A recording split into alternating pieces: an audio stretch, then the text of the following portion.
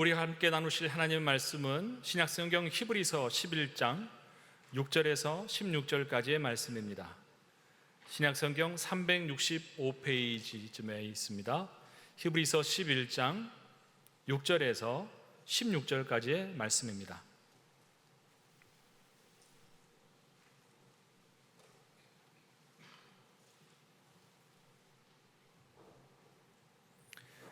저와 여러분이 한 절씩 교독하겠습니다. 믿음이 없이는 하나님을 기쁘시게 하지 못하나니 하나님께 나아가는 자는 반드시 그가 계신 것과 또한 그가 자기를 찾는 자들에게 상 주시는 이심을 믿어야 할지니라.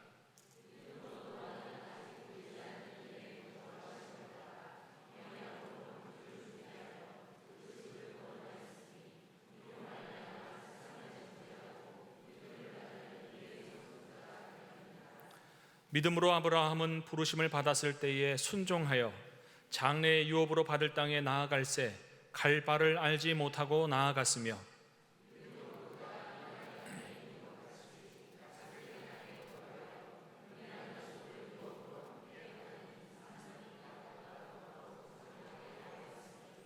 이는 그가 하나님이 계획하시고 지으실 터가 있는 성을 바랐음이라.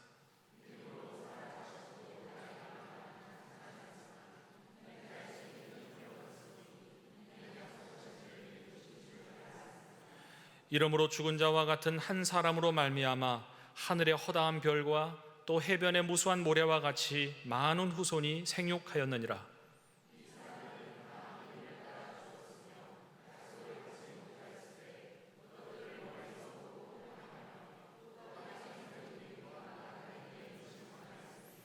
그들이 이같이 말하는 것은 자기들이 본향 찾는 자임을 나타냄이라.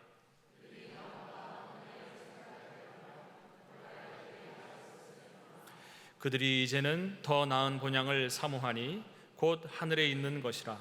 이러므로 하나님이 그들의 하나님이라 일컬음 받으심을 부끄러워하지 아니하시고 그들을 위하여 한 성을 예비하셨느니라. 아멘. 말씀 아래, 말씀 안에, 말씀 따라 라는 제목으로 김대로 목사님께서 말씀 증거해 주시겠습니다.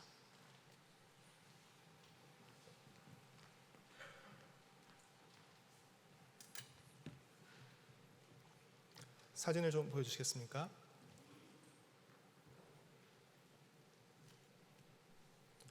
지금은 중학생이 된 제 두 딸의 어렸을 적 사진입니다.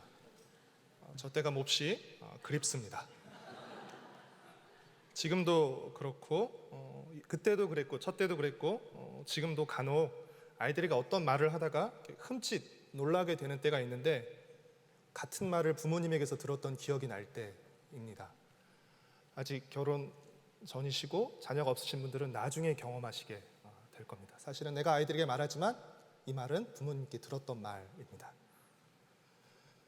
그런 말들 중에 하나가 학교 다닐 때 들었던 바로 이 말인데요. 학교 가는 길에 모르는 사람 말 듣지 말고 학교 가서는 선생님 말씀 잘 들으라는 말입니다. 요즘이야 부모님이 차로 태워주시거나 또 직접 데려다 주시는 경우가 많지만 예전에는 주로 형제들이나 친구들과 함께 걸어서 학교에 다녀왔습니다.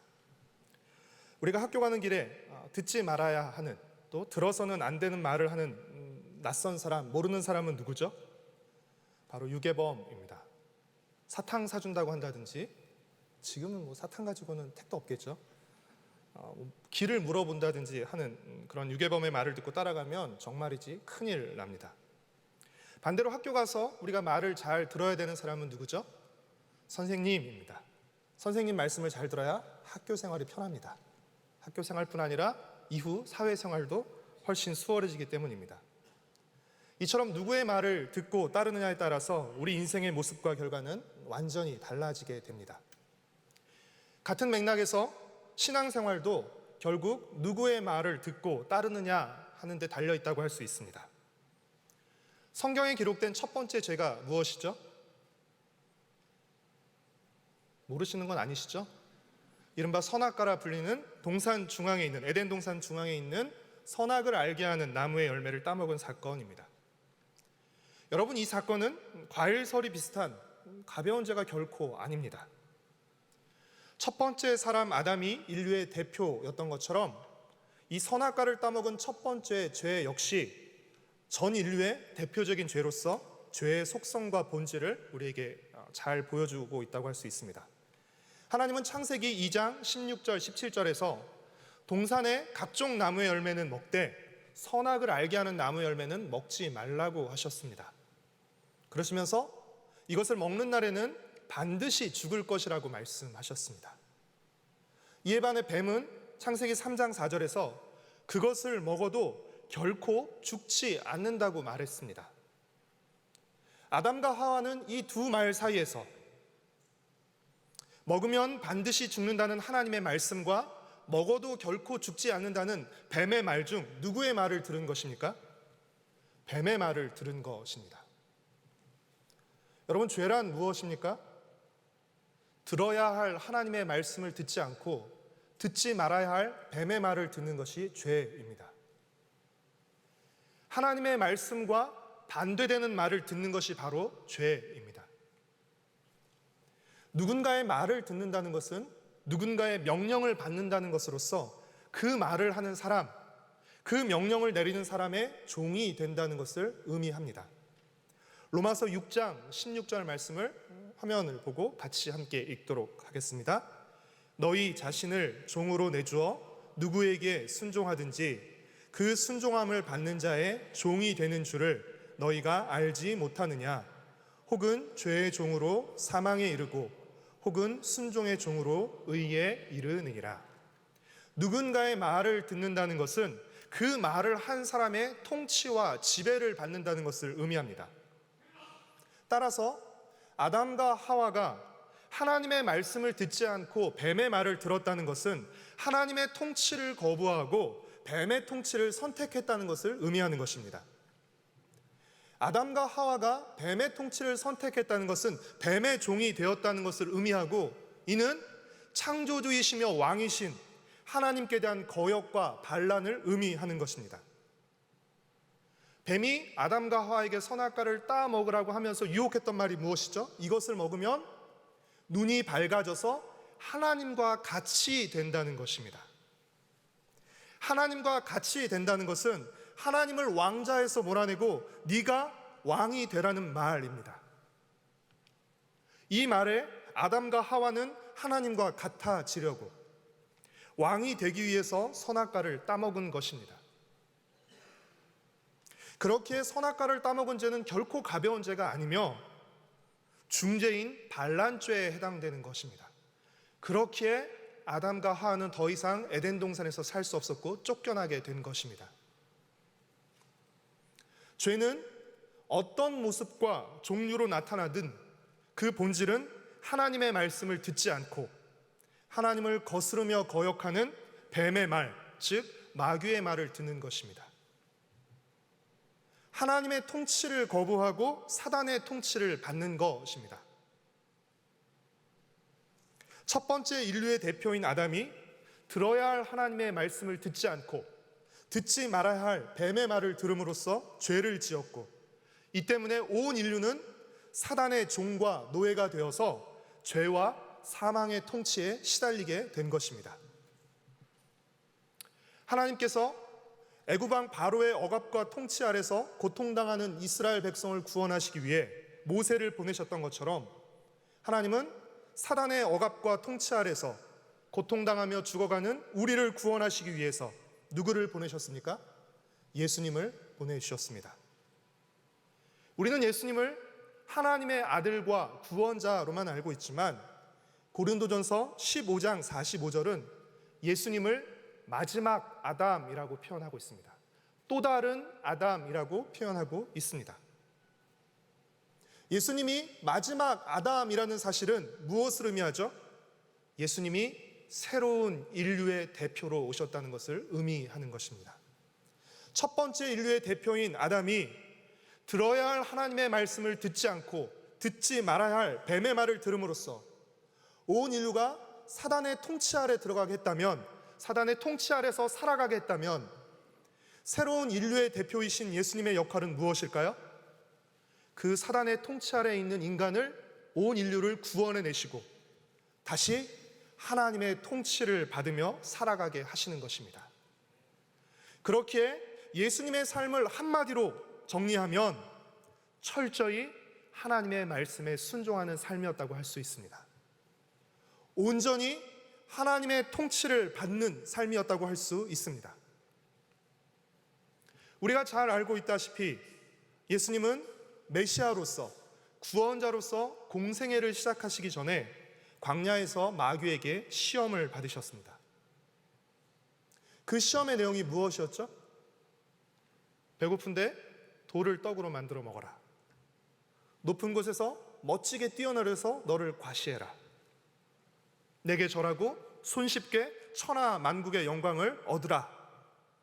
마귀의 이 말들은 예수님을 위한 것 같지만 실제로는 하나님을 거역하는 마귀의 말을 들으라는 것입니다. 이 마귀의 유혹에 예수님은 어떻게 대응하셨습니까? 이 세 가지 시험 모두 기록되었으되 라고 하시면서 구약 성경 신명기에 기록된 하나님의 말씀으로 마귀의 말을 물리치셨습니다. 들어야 할 하나님의 말씀을 듣지 않고 듣지 말아야 할 뱀의 말을 들은 아담과는 달리 들어야 할 하나님의 말씀으로 듣지 말아야 할 마귀의 말을 물리치신 것입니다. 마귀의 유혹, 마귀의 시험은 한마디로 십자가 없는 영광이라고 말할 수 있습니다.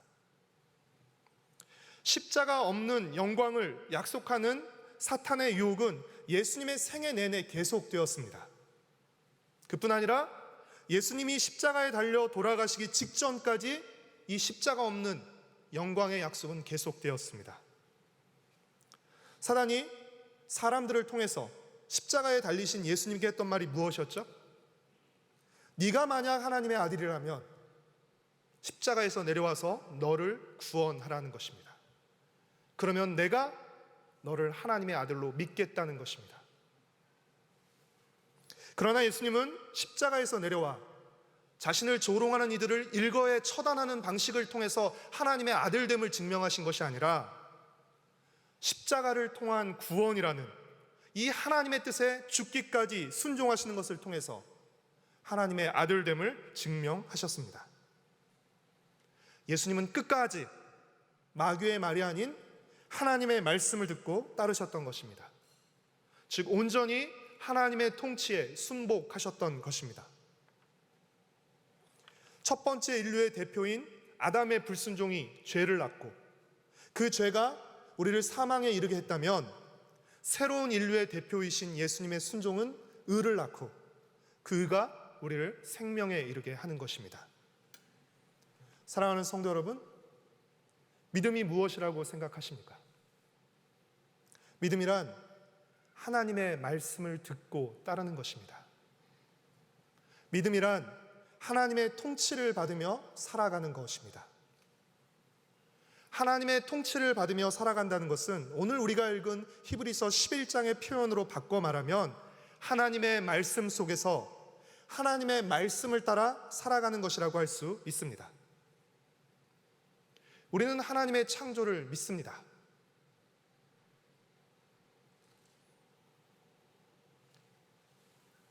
그렇다면 여러분, 하나님께서는 이 세상을 어떻게 창조하셨습니까? 안 믿는 사람이신 것처럼 왜 이러십니까? 하나님이 이 세상을 어떻게 창조하셨습니까? 말씀으로 창조하셨습니다. 그러면 여러분, 세상과 말씀 중 무엇이 더 먼저입니까? 말씀이 먼저 있습니다. 세상보다 말씀이 먼저 있었습니다. 그래서 요한복음 1장 1절도 태초에 말씀이 계시니라 라고 기록하고 있는 것입니다. 말씀이 있었고 그리고 세상이 생겨난 것입니다.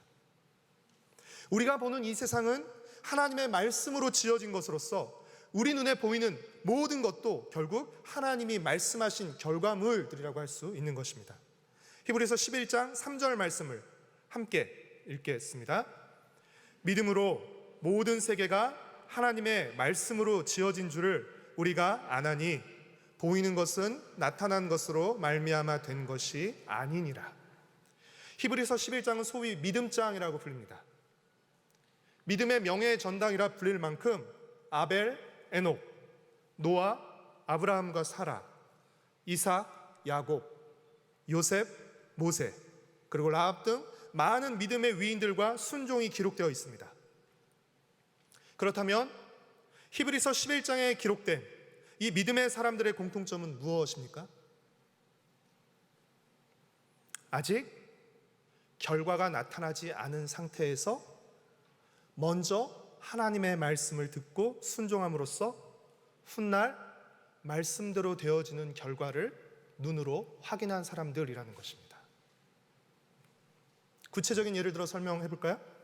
하나님께서 노아에게 홍수 심판을 경고하시면서 방주를 만들라고 말씀하셨을 때 비가 내리기 전이었습니까? 비가 내리고 난 후였습니까? 홍수가 시작되기 전이었습니까? 홍수가 시작되고 난 후였습니까? 노아는 홍수로 세상을 심판하실 것이라는 하나님의 말씀을 듣고 비가 한 방울도 내리기 전에, 홍수가 시작하기도 전에 하나님의 말씀에 순종해 방주를 만든 것입니다. 우리야 이미 이후의 결과를 모두 알고 있는 상태에서 히브리서 11장을 읽지만 이 히브리서 11장에 기록된 믿음의 사람들이 처음 하나님의 말씀을 받았을 때에는 아직 결과가 나타나기 전이었다는 것입니다. 그런데도 그들은 그 말씀에 순종했고, 그랬기에 우리가 아는 그 믿음의 사람들로 그들의 이름이 히브리서 11장에 기록되고 있는 것입니다. 창조 때 먼저 말씀이 있었고 그 말씀의 결과로 우리 눈에 보이는 세상이 창조된 것처럼 하나님의 말씀이 먼저 주어지고 그 말씀이 눈에 보이는 실체로 나타나게 되는 것입니다. 그렇게 말씀은 지금은 눈에 보이지 않지만 앞으로 일어날 결과를 미리 보여주는 확실한 단서이며 증거라고 할 수 있는 것입니다. 그리고 그 말씀을 붙잡는 것이 바로 믿음인 것입니다. 히브리서 11장 1절 말씀을 함께 읽겠습니다. 믿음은 바라는 것들의 실상이요 보이지 않는 것들의 증거니. 공동번역 성경은 1절을 이렇게 표현하고 있습니다. 믿음은 우리가 바라는 것들을 보증해주고 볼 수 없는 것들을 확증해줍니다. 사랑하는 성도 여러분, 믿음이란 하나님의 말씀을 듣고 하나님의 말씀을 통해 이루어질 결과를 미리 내다보며 그 말씀을 따라 사는 것입니다. 노아는 하나님이 물로 세상을 심판하실 거라는 하나님의 말씀을 들었지만 그보다 다른 말을 훨씬 더 많이 들었을 것입니다. 그렇다면 노아가 훨씬 더 많이 들었을 다른 말은 어떤 말일까요? 절대 비가 내리지 않을 거라는 말이었겠죠. 아무리 비가 내려도 산꼭대기까지 물이 찰 리는 없을 거라는 말이었겠죠. 그러니까 쓸데없는 짓, 미친 짓 그만하라는 말이었겠죠.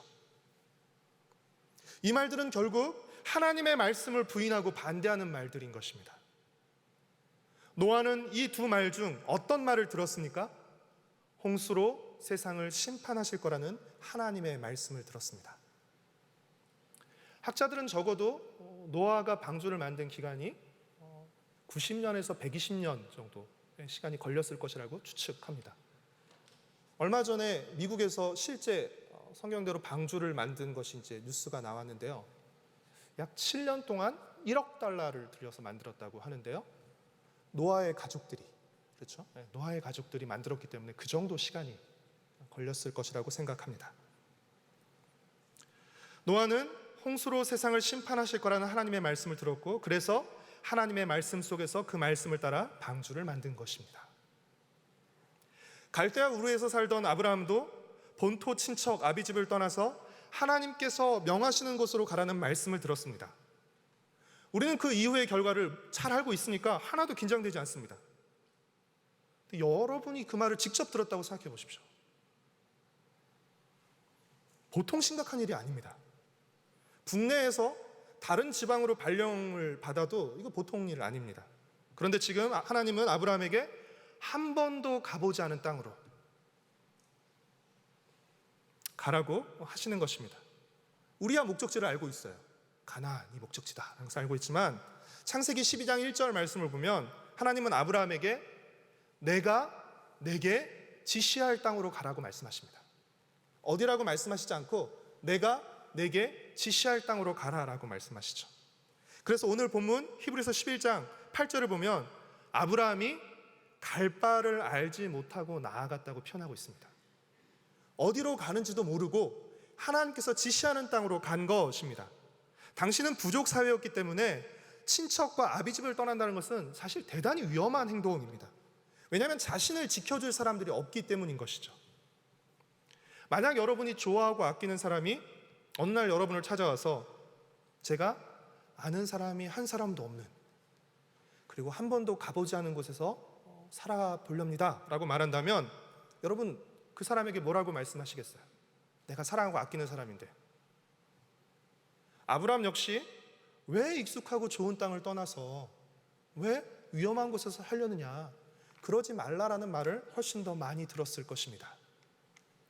그러나 그는 아브라함으로 큰 민족을 이루고 또 복과 땅을 주실 거라는 하나님의 말씀을 믿고 그 말씀을 따라 고향을 떠나 가나안으로 향했습니다. 아니, 떠나고 도착해봤더니 가나안인 것이지 가나안을 향해 갔던 것은 아닙니다.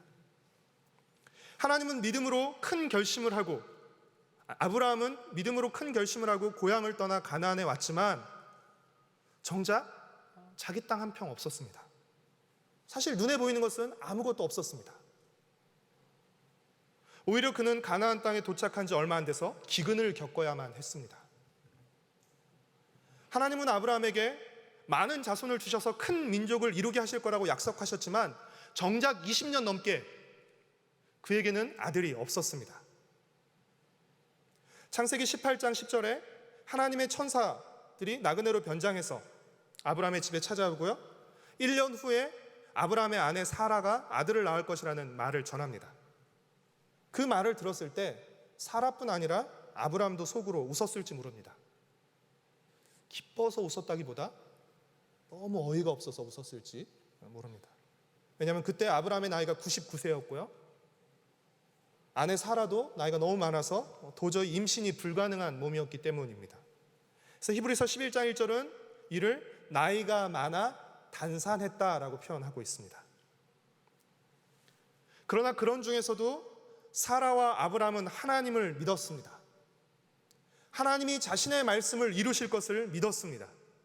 그 믿음으로 단산한 몸에도 불구하고 사라는 잉태할 수 있는 힘을 얻어서 아들 이삭을 낳았습니다.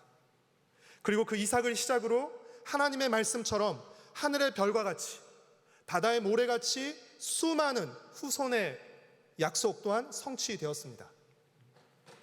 1차적으로는 혈통적 후손인 이스라엘 자손을 통해서 성취되었고요, 2차적으로는 믿음 안에서 아브라함의 후손인 우리를 통해서입니다. 신약 성경은 우리를 믿음 안에서 아브라함의 후손이라고 부릅니다. 사랑하는 성도 여러분, 하나님은 말씀으로 세상을 만드셨을 뿐 아니라 말씀으로 인생과 역사를 이끌어 가십니다.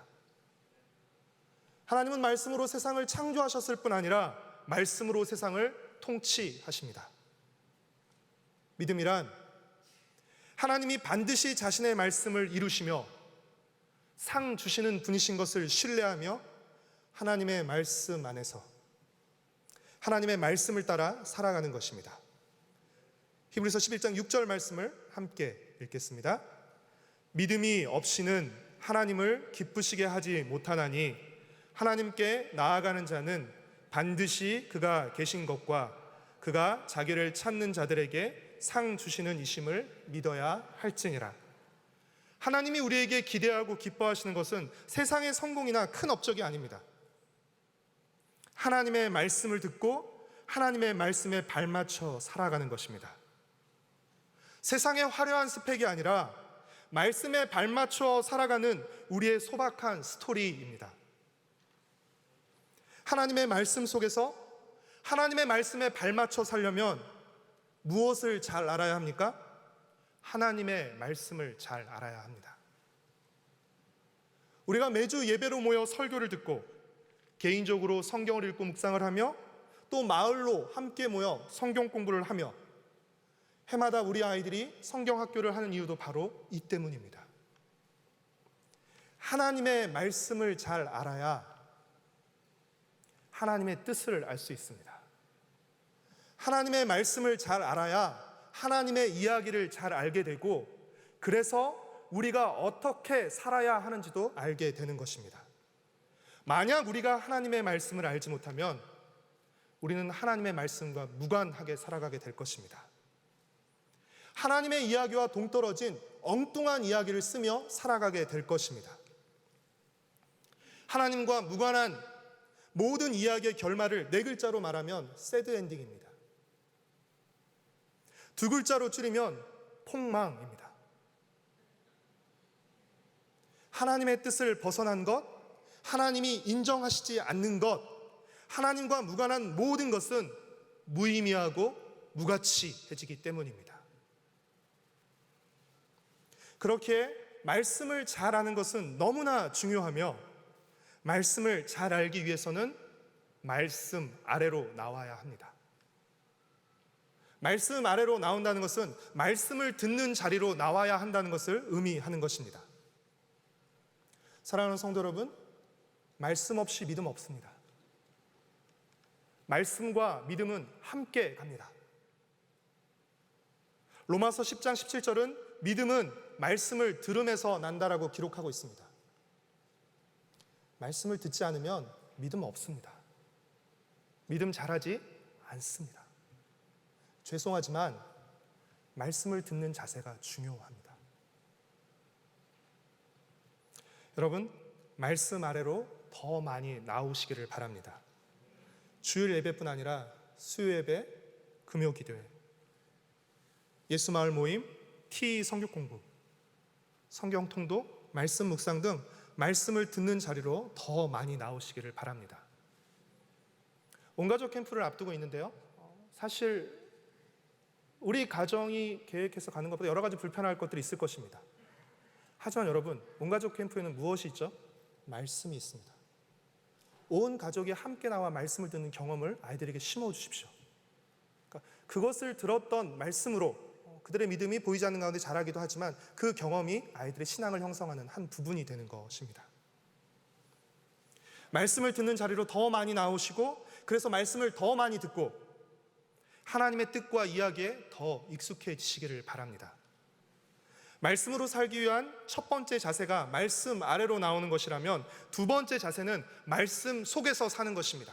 말씀 안에서 사는 것입니다. 이렇게 주일마다 우리가 예배로 모여 설교를 듣는 것은 우리가 말씀 아래에 있다는 것을 보여주는 굉장히 상징적이고 중요한 행동입니다. 그러나 여러분, 말씀을 듣는 것으로 끝나서는 안 됩니다. 주일 교회에서 하나님의 말씀을 들었다면 이제 들은 말씀 안에서 살아가야 합니다. 예수님은 산상수훈 마지막 부분에서 반석 위에 집을 지은 지혜로운 사람과 모래 위에 집을 지은 어리석은 사람, 이 두 사람을 비교하면서 대조하셨습니다. 그런데 반석 위에 집을 지은 지혜로운 사람은 누구죠? 하나님의 말씀을 듣고 행하는 사람입니다. 모래 위에 집을 지은 어리석은 사람은 누구입니까? 하나님의 말씀을 듣고 행하지 않는 사람입니다. 여러분, 이 두 사람의 공통점은 무엇입니까? 두 사람 다 말씀을 들었다는 것입니다. 두 사람의 차이점은 무엇입니까? 말씀을 듣고 난 후에 반응입니다. 말씀을 들은 것으로 끝냈느냐, 들은 것으로 끝내지 않고 들은 말씀대로 행했느냐의 차이에 달린 것입니다. 사랑하는 성도 여러분, 여러분의 소중한 인생을 모래 위에 쌓지 마십시오. 말씀을 듣는 것 매우 귀중하고 중요하지만 말씀을 듣기만 해서는 안 됩니다. 결코 말씀을 듣는 것으로 끝내서는 안 됩니다. 설교 시간이 끝남과 동시에 설교가 끝나는 것 아닙니다. 설교는 예배가 끝날 때 함께 끝나는 것 아닙니다. 설교가 끝나는 자리는 어디죠? 바로 우리 삶 속에서 끝나는 것입니다. 말씀 아래로 나와서 말씀을 들었다면 이제 들은 말씀 안에서 살아가야 합니다. 하나님의 말씀이 만들어낼 결과를 내다보면서 그 결과를 소망하면서 살아가야 하는 것입니다. 부디 말씀을 듣고도 말씀을 듣지 않은 사람처럼 살아가지 마십시오. 말씀을 듣고도 말씀과 무관하게 말씀 밖에서 살아가지 마십시오. 노아 시대의 사람들은 방주를 만드는 노아를 통해서 하나님이 세상을 홍수로 심판하실 거라는 하나님의 말씀을 전해 들었을 것입니다. 어떻게 안 물어볼 수가 있겠어요? 그렇죠? 그리고 노아의 말을 들었을 것입니다. 그러나 그들은 그 말씀 안에서 살지 않고 말씀 밖에서 말씀과 무관하게 살았습니다.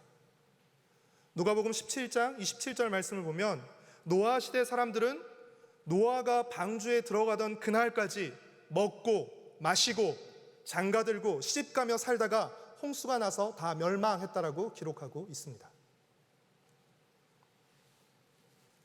사랑하는 성도 여러분, 다시 한번 말씀드립니다. 또 부탁드립니다. 주일날 교회 와서 말씀 듣는 거 너무 잘하고 귀한 일입니다. 하지만 말씀을 듣는 것으로 다 끝나는 것이 아니라는 사실을 명심하십시오. 들은 말씀 안에서 살아가십시오. 말씀과 상관없이 살아가지 마시고 눈에 보이는 대로 살아가지 마십시오. 믿음으로 살기 위한 세 번째 자세는 적극적으로 말씀을 따라 살아가는 것입니다. 말씀을 행한다고 했을 때 이 행한다라는 말은 걷는다라는 뜻을 함께 가지고 있습니다. 말씀 아래로 와서 말씀을 들었다면 이제 그 들은 말씀 안에서 들은 말씀을 따라 걸어가야 하는 것입니다. 움직여야 하는 것입니다. 요즘 우리가 묵상하고 있는 야고보서 1장 22절은 말씀을 듣기만 하고 행하지 않는 것은 자신을 속이는 것과 같다라고 말하고 있습니다. 말씀을 듣고 행하지 않는 것은 자신을 속이는 것과 같다라고 말하고 있습니다. 왜 그렇습니까? 믿음은 반드시 행함으로 나타나기 때문입니다. 여러분, 말씀을 듣고 행하지 않는다는 것은 어떤 믿음을 드러내는 것이에요? 이 말씀을 믿지 않는다는 것을 드러내는 것입니다. 말씀을 듣고도 행하지 않는 것은 가만히 있는 것이 아니라 하나님의 말씀을 거부하는 것입니다. 순종하지 않는 것이 아니라 불순종하는 것입니다. 말씀을 듣고도 가만히 있지 마십시오. 말씀을 들었다면 그 말씀에 맞춰 걸으십시오.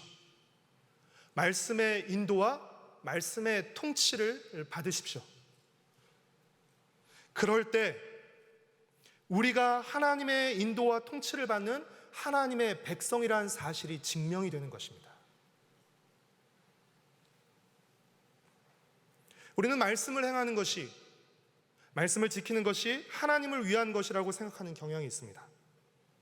그러나 여러분, 방주를 만드는 것이 단지 하나님만을 위한 일이었습니까? 본토 친척 아버지의 집을 떠나는 것이 단지 하나님만을 위한 일이었습니까? 그렇지 않습니다. 그것은 노아를 위한 것이기도 했고 아브라함을 위한 것이기도 했습니다. 이 순종을 통해 노아의 가족은 홍수 심판에서 구원을 받았고 아브라함은 믿음의 조상이 되는 축복을 누리게 된 것입니다. 하나님의 말씀은 우리를 가장 복되고 풍성하며 자유로운 곳으로 이끕니다. 그곳이 어디죠? 바로 천국입니다. 가장 복되고 풍성하며 자유로운 곳. 그렇게 말씀 자체가, 하나님의 말씀 자체가 우리를 복으로 이끄는 길인 것입니다. 단순히 우리가 말씀에 순종하면 하나님이 너 이쁘다, 복 줄게. 우리가 말씀에 불순종하면 너 미워, 너 복 안 주고 벌 받아, 이런 게 아니라는 것이죠. 하나님이 우리를 사랑하셔서 우리를 복으로 이끌기 위해서 무엇을 주셨다는 것이에요? 말씀을 주셨다는 것입니다. 우리를 복된 곳으로 이끄시기 위해서 말씀을 주신 것이에요. 그래서 그 말씀에 순종해서 걸어가면 어디에 도달하게 되는 것입니까? 하나님이 주시고자 하는 복에 도달하게 되는 것입니다. 그러나 그 길인 말씀에 불순종해서 반대로 가면 어디에 도달하게 되는 것입니까? 복과 점점 거리가 멀어지는 저주와 화에 도달하게 되는 것입니다. 하나님 탓할 거 하나도 없습니다. 우리가 스스로 그렇게 가고 있는 것입니다.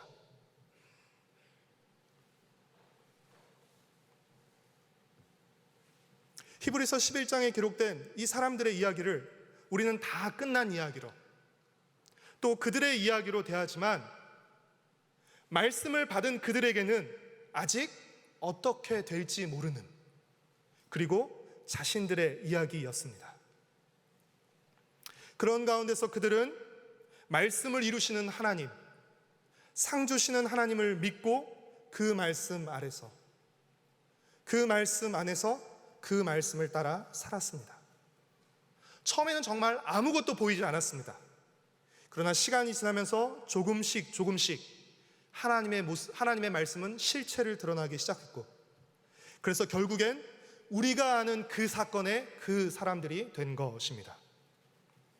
사랑하는 성도 여러분, 이제는 우리 차례입니다.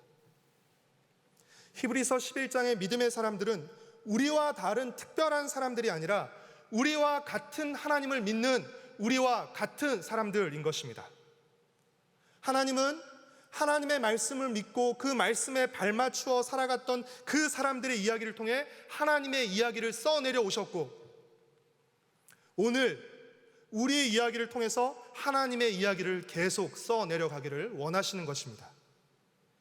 그런 맥락에서 성경 전체는 하나님의 커다란 이야기라고 할 수 있으며, 우리는 아직 이 끝나지 않은 이야기 속에서 살아가고 있는 것입니다. 우리가 말씀에 순종하든 순종하지 않던 간에 때가 되면 하나님의 말씀은 반드시 이루어지게 되고, 하나님이 약속하신 결말은 실체를 드러내게 될 것입니다. 그러면 말씀이 이루어졌을 때, 약속하신 결말이 나타났을 때 어떤 사람이 가장 자랑스럽고 기쁠까요? 그 말씀을 믿고 그 말씀에 발맞추어 살아왔던 사람들입니다. 하나님의 말씀이 말씀대로 이루어질 때, 약속된 결말이 그 실체를 드러낼 때 어떤 사람이 부끄럽고 어떤 사람이 눈물을 흘리며 후회하게 될까요? 그 말씀과 무관하게 말씀에 불순종하며 어긋나게 살아왔던 사람들입니다.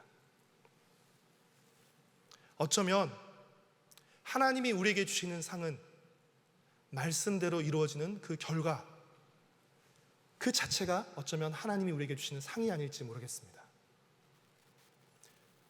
마지막 날 결말이 모두 다 드러났을 때 우리의 모습을 결정하는 것은 오늘 하나님의 말씀을 대하는 우리의 모습이라는 사실을 여러분 잊지 마시기를 바랍니다. 사랑하는 성도 여러분, 우리는 하나님께서 말씀의 열매와 결과를 바로 주시기를 기대합니다. 그렇죠? 열매와 결과를 바로 주시면서 그러니까 순종해 이렇게 하기를 기대하죠. 그러나 하나님은 우리에게 먼저 말씀의 씨와 약속을 주시고 그 말씀을 이루어내심으로써 약속하신 열매와 결과를 우리에게 허락하십니다. 그렇기에 말씀과 결과 사이, 씨와 열매 사이에 시간이 걸리게 되는 것입니다. 그 시간을 무엇으로 채워야 되는 것입니까? 우리의 믿음과 순종으로 채워야 하는 것입니다. 그러니 말씀 아래서, 말씀 안에서 말씀을 따라 살아가십시오. 믿음이란 하나님의 이야기에 동참하는 것입니다. 믿음이란 하나님의 이야기의 일부가 되는 것입니다. 믿음이란 하나님의 말씀에 장단 맞춰 사는 것입니다. 사랑하는 성도 여러분, 말씀을 이루시는 하나님, 상 주시는 하나님을 신뢰하십시오. 하나님의 말씀을 사랑하십시오. 그리고 그 말씀을 굳게 붙들고 그 말씀을 여러분의 삶으로 살아내십시오. 그것이 하나님이 기뻐하시는 삶이며 하나님께 상 받는 삶입니다. 더욱 힘써 말씀 아래로 나와 하나님의 말씀을 듣고 그 들은 말씀 안에서 말씀을 따라 하나님의 이야기에 연결된 우리의 이야기를 멋지고 아름답게 써내려가는 저와 여러분, 우리 가정과 세도록교회 공동체가 되기를 축복하고 소망합니다. 우리 함께 자리에서 일어나서 함께 찬송하신 후에 기도하도록 하겠습니다.